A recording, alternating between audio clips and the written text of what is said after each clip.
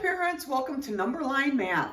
So behind me, you can see I have up on my closet door here, I have a blue line. I'm using that as my number line. You don't have to have a line, that's very optional. But then over here to the side, you can see numbers 1 through 10, kind of mixed up. I call it hodgepodge, just mixed up. And the idea is that we are going to put numerals in the numbers in order. Some of us are just starting to learn to read our numbers.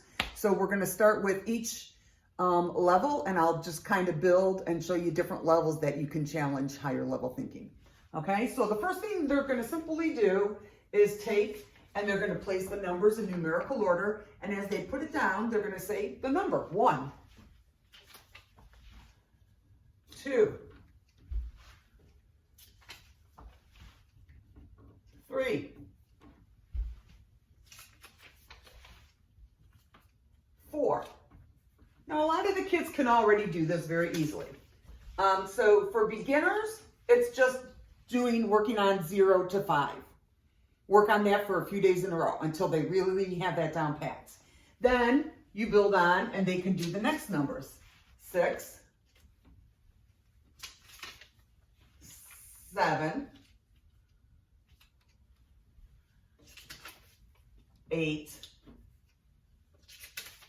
9, and 10. Again, work on that for a few days, and when they have that down pat, they'll be ready for the next one. And if you have cheap Post-it notes like mine, they're going to tend to fall off. Okay, I'm going to stop now, and I'll be back with the next level. Thanks. Here's our next level. Once we have 1 through 10 down pat, our next level will be the teens. And the teens seem to be very tricky for most preschoolers. And they're hard to get through and be able to recognize and count them in order. So after 10, we're going to start with 11 and the same thing, but this time we're going to put 11 right under the number 1. 11, 12, 13, 14, and as we practice, 13, 14, 15, and 16 can all be very hard for preschoolers. We kind of get them mixed up. Here's 15, right under the 5, then 16, and 17, and 18, 19, and 20.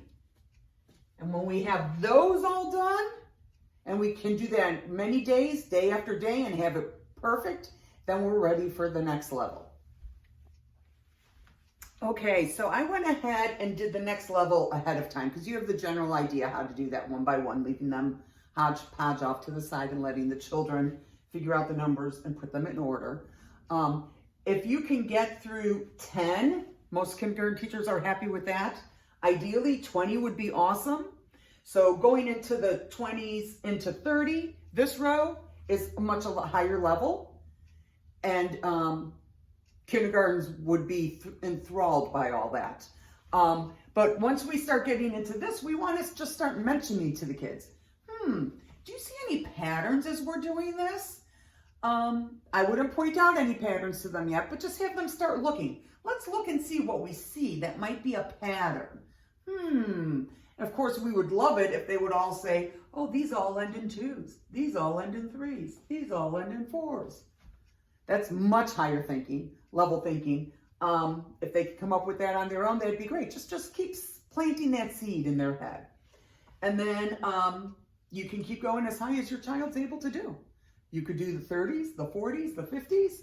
If they're interested in it, keep on going. If they're not, that's fine. Stop at 20.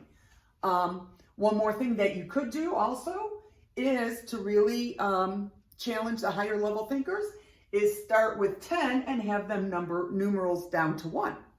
Do reverse numbers. Hope this helps. If you have any questions, you know where to find me. Thanks. Bye-bye.